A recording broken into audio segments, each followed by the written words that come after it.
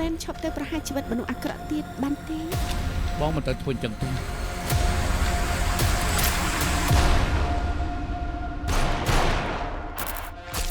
តើវាហាយគុកចេញមកហើយបងដែលស្ងៀមវារត់ចូលព្រៃ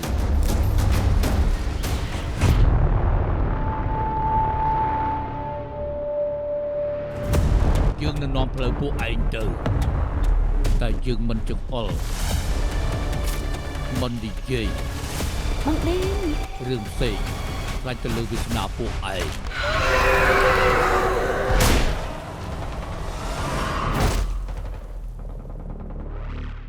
បងដេនលឺអូនហើយទេអូយយើងប្រកាសជាត្រូវនៅទីនេះហើយ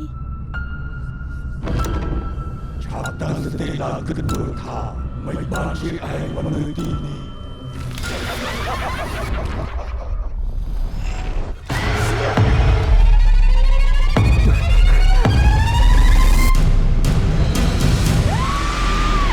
ប៉ាថាយ៉ាអូវ៉ាលូ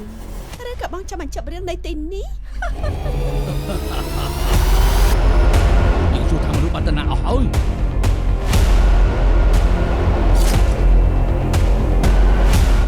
អរគុណច្រើនលោកស្នងអរគុណក្បាលឯស្អី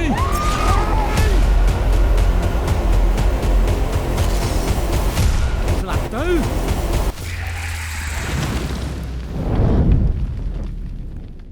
ដូចជាមានអ្វីមួយនៅក្នុងខ្លួនបង